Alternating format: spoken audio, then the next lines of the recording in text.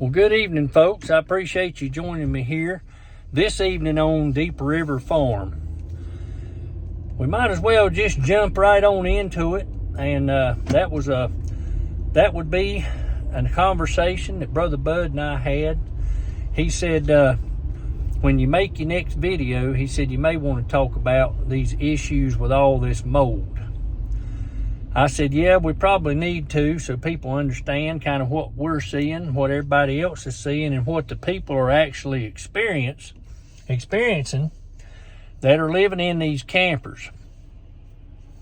Well, folks, as it's gotten colder and things like that, we are starting, this is the second season now. Some of these people have been in campers, and they've been in campers since, after the hurricane, and it's been we're going on 14 months here, roughly, and day in and day out of a camper. Now, if you know a whole lot about campers, you know that in the winter time, if you're cooking on the stove or something like that, that the camper will do a lot of interior sweating. And that's due to the coldness outside. They're not insulated that well. The underpinning does help drastically. However, windows near the stove and things, the doors, they tend to sweat quite a bit. And what we're seeing is some of these campers that were donated had a little issue with maybe a little leak that they didn't know about, and now that that leak is continued on, periodically when it rains, the sweating of the camper helps to enhance that problem unknowingly until they begin to find mold in the campers. Now, what had happened to one of these individuals was Brother Bud took the camper up yesterday to the lady. What had happened was, around the front end of the camper, there was some leaking that was going on that was causing some mold, and that young lady was, I don't know her age, I'm going to say she's less than 40 years old. And just to cover ourselves, because I'm not sure the age, I just know that she was a young person. And anyway, get back to the story and not worry about the age. She was experiencing a lot of respiratory problems, and it was due to mold. And she's the one we told you about that went to the doctor, and the doctor even said that her blood work was showing mold in the blood. And so Brother Bud took that camper up there yesterday and got it set. And the man came out, and he said that Brother Bud had literally saved that girl's life with that camper, because she was deathly sick.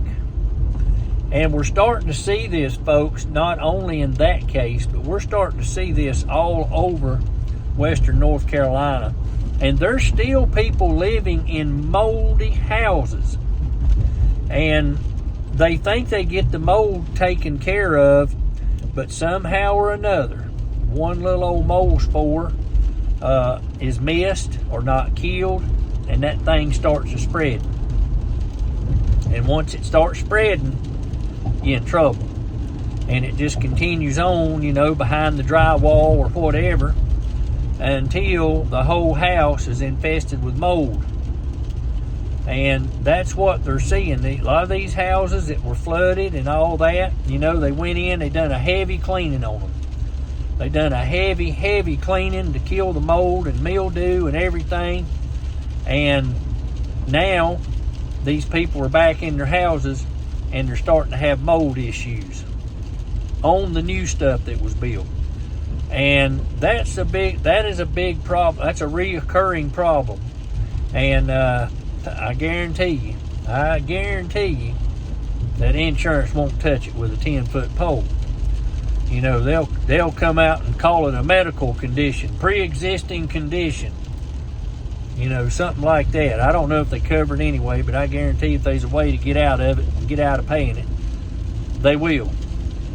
But that is a big problem that we're having and we're seeing all over western North Carolina. It's just not in campers, but it's in homes, just everything. Mobile home, anything that was damaged, it seems like they're having reoccurring problems with mold and mildew.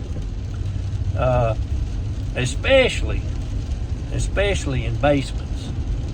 That area, it's like those block and stuff in the basements, they absorb so much water and they just, you know, continually leach out a little water and stuff here and there's porous, you know, and hard to kill it. And that's a big problem that they're having. Well, folks, Brother Bud wanted me to let y'all know about that situation. And he said yesterday he also took a lot of stuff to Big Ivy. There was also, folks, a big load of stuff that showed up at Big Ivy. Bud said it was a big load of stuff. The Yadkinville Church out of, a Baptist church out of Yadkinville, North Carolina, had brought it up. He said that was quite a bit of stuff. He carried some propane and things up there to Big Ivy. And he told me something else that was pretty interesting, and I have to agree with him on this. I've seen a lot of damage throughout western North Carolina. But for an area that's no bigger than Big Ivy, I think Big Ivy, per capita of the population, got hit harder than anybody. And it's also one of the, it's like only 400 people live in that area. And I think, you know, with no resources coming in, I feel like Big Ivy's probably one of the worst places, worst of shaped places there are from the hurricane, and have had the least amount of help up until Tammy from Appalachian Reclamation Coalition found them and put the word out to us that what was going on there, and they had absolutely no help. And then I went up there to look at the place, and they had absolutely no food. You saw the video. Had maybe 10 or 12 cans of beans, not beans, but corn, and maybe 10 or 12 cans of carrots, and some boxes of cucumbers, and a box of ramen noodles, and that's all they had to feed 400 people in that community that was severely damaged. I'd say probably 100 families are coming in and out of there that was hurricane damage related. And if 100 families is looking to get 24 cans and a little box of ramen noodles and some boxes of cucumbers, and there was no, and remember folks, there was no mayonnaise, there was no bread, there was no salt, no pepper, no peanut butter and jelly, none of that stuff at that location. And they were in a bad way, folks, and that's when we put a food drive together and started getting these folks some food as fast as we could. and got it up there to them. So on a community basis, I would say they was worse off than anybody. As, you know, for the amount of people that live there and the conditions and no help, no resources and things like that, I would say that was the case. Well, I'm putting my chickens up right now, and I kept the top door shut on the horse barn. And guess who's not sitting on the door? That would be Sammy, because I got it fixed where he couldn't sit on there today. Plus, it was going to be raining, and I wanted him to get on in there as quick as possible so that we didn't have to try to run him in and get everything shut up and have him and Ricky out here on the door with it pouring down rain. Well, it's raining a little bit now. The heavy stuff is over with, I believe. but it's moving up and down the coast, and but that's what we got here. That's what we got here. Well, folks, I appreciate you joining me here today on Deep River Farm. We want to talk a little bit about what we're seeing on this mold and mildew, and we got some interesting stuff coming up that has absolutely made my blood boil, and I've been doing some research on it and trying to wrap my head around why nobody knew about it. But I got a good idea why, or it looks like, who knows, but we're going to try to talk about that tomorrow night. Well, folks, thanks for watching. Have a blessed day.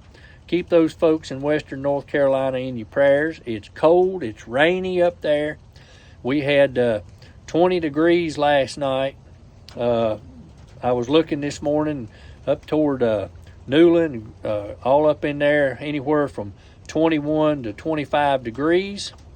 And then the higher elevations, like at Mount Mitchell, I'm sure they were a little bit colder up in those areas.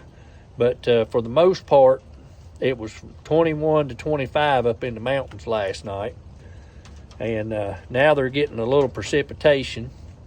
Probably going to have some winter weather advisories up on top of the Mount Mitchell area and things like that tonight if this rain continues as cold as it is. So that means, folks, that the propane is going to be in high demand from this past weekend and the first of the week until it warms up a little bit more. So if you can help, share the Warmth Fund out of Prince Propane out of Landrum, South Carolina. We would appreciate that help. You can look on the post here on Deep River Farm and find that information, as well as on the Appalachian Navy channel. You can find that same information. It's got the account number and the phone number. So anybody would like to help in the propane area to help keep these folks warm, we would definitely appreciate that. And I know the folks that are using these tanks time and time again weekly, just trying to survive, is much appreciated. Folks, y'all have a blessed day. We'll see you again on Deep River Farm tomorrow night at 8 p.m. Have a blessed day.